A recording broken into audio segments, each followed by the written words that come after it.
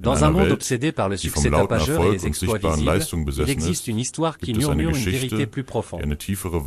Une histoire si courte qu'elle ne tient guère plus qu'un paragraphe dans les Écritures, mais si puissante qu'elle résonne depuis des siècles. Pas de miracle, pas de guerre, pas de plaie, pas de grands serments. Juste une phrase. Enoch marcha avec Dieu, puis il ne fut plus. Attendez, quoi? C'est tout. Il marcha avec Dieu, puis il disparut. Cette seule phrase porte plus de mystère et de sens que des milliers de pages pourraient le faire. Parce que dans cette marche, dans cette fidélité tranquille, ininterrompue, se cache la réponse à l'une des plus profondes questions de l'humanité. Qu'est-ce que cela signifie d'être véritablement connecté? Pas au Wi-Fi, pas à la société, pas même à un mail, mais à quelque chose en soi et à quelque chose de bien plus grand. Parlons d'Enoch, non pas du personnage oublié de vos cours de catéchisme, mais du modèle même d'une vie spirituelle alignée dans un monde déconnecté. Enoch apparaît dans la Genèse, chapitre 5. Une liste aride, a-t-elle vécu tant d'années, eut des enfants, mourut. Encore et encore. Un défilement monotone de vie et de mort. Puis, un an arrive et le rythme change. Enoch marcha avec Dieu, puis il ne fut plus, car Dieu le prit. Il ne mourut pas. Il disparut. Il passa dans un autre état. L'Écriture ne dit pas comment. Elle n'explique pas pourquoi. Mais le message est clair, sa connexion au divin était si profonde, si intime, qu'il transcenda les lois de la vie et de la mort. Comment? Regardons ce que le texte ne dit pas. Il ne dit pas qu'il jeûna 40 jours point, et elle ne dit pas qu'il construisit des temples ou leva des armées point, et elle ne dit pas qu'il accomplit des miracles. Il dit juste, il marcha avec Dieu. C'est tout. Voilà leur spirituel. Dans notre langage moderne, Enoch était peut-être ce genre de personne qui n'avait pas besoin des projecteurs pour savoir qu'il comptait. Qui ne poursuivait pas le succès pour prouver quoi que ce soit.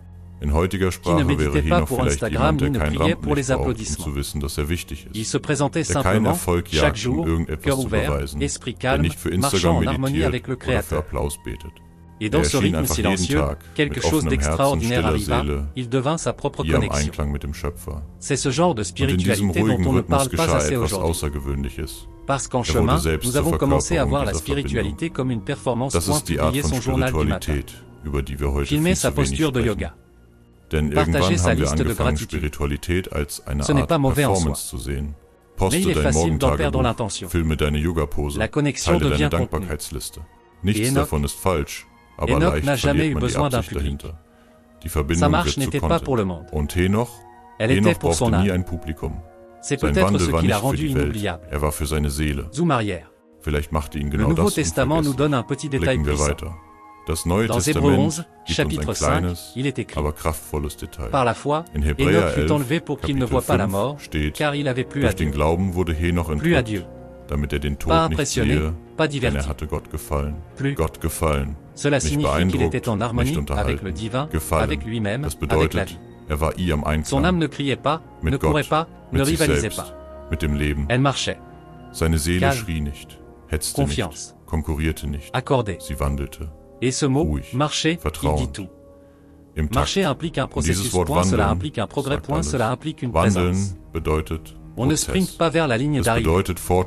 On ne reste pas immobile non plus. On avance. Régulièrement, sincèrement. Côte à côte avec le divin, dans le banal, dans le chaos, dans le miracle. Peut-être qu'Enoch fut enlevé, non parce qu'il était parfait, mais parce qu'il avait compris le rythme de la vraie spiritualité. Le rythme qui ne sépare pas le sacré de l'ordinaire, mais qui les intègre. Et voici ce qui est fou, Enoch vivait en étant chaotique, pas dans un ashram. Il n'était pas au sommet d'une montagne, il vivait dans un monde qui sombrait dans la corruption, quelques générations avant le déluge, lorsque les choses étaient si mauvaises que Dieu appuya sur réinitialiser. Et pourtant, Enoch marcha. Il n'a pas fui le monde. Il a interagi avec lui, mais selon son alignement, pas selon son vacarme. Imaginez, un homme marchant au rythme divin alors que le monde était désaccordé. Pas étonnant que Dieu ne veuille pas le laisser partir. Et si la spiritualité n'était pas une question de quantité d'action, mais de profondeur de marche? Et si la véritable quête n'était pas de chercher à atteindre quelque chose au dehors, mais de redécouvrir ce qui est déjà au-dedans. Votre souffle, point votre conscience, point votre esprit, point votre boussole intérieure qui murmure doucement, marche avec moi. Voilà l'histoire d'Enoch. Pas tape accent grave l'œil, pas viral, mais éternel. Et c'est peut-être le rappel dont nous avons tous besoin aujourd'hui. Dans un âge de surcharge, de comparaison, de distraction et d'épuisement, nous n'avons peut-être pas besoin de plus d'agitation. Nous avons peut-être besoin de plus de marche, mais vrai, avec soi-même, avec le silence, avec la source. Nous courons après tant de choses, l'argent, le sens, les abonnés, la validation. Mais l'homme le plus légendaire des premières écritures n'était pas connu pour ce qu'il poursuivait. Il était connu pour celui avec qui il marchait. Et c'est peut-être cela qui donna à sa vie un poids éternel. Alors, voici ma question. Avec quoi marchez-vous ces temps-ci? Le stress, l'ego, la peur, ou quelque chose de plus profond, de plus éternel? Peut-être qu'aujourd'hui n'est pas un jour pour ajouter quelque chose à votre vie, mais pour soustraire le bruit. Faites une marche.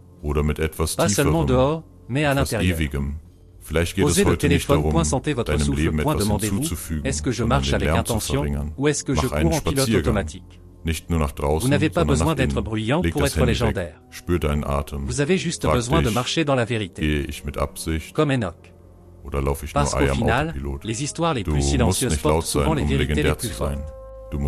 Et si vous avez ressenti quelque chose aujourd'hui, si la marche d'Enoch vous a rappelé quelque chose que vous aviez oublié, partagez cette vidéo. Peut-être que quelqu'un autour de vous a besoin de ce murmure lui aussi. N'oubliez pas de liker, de vous abonner et d'activer la cloche, car chaque semaine, nous explorons des histoires qui vous aident à vous reconnecter à ce qui compte vraiment.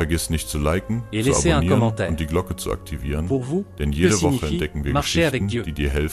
Ouvrons une conversation, pas juste une conclusion. Parce que votre voix, votre histoire, votre marche compte. Et peut-être, juste peut-être, que quelqu'un trouvera son chemin grâce à vos mots. Jusqu'à la prochaine fois, marchez bien et marchez vrai.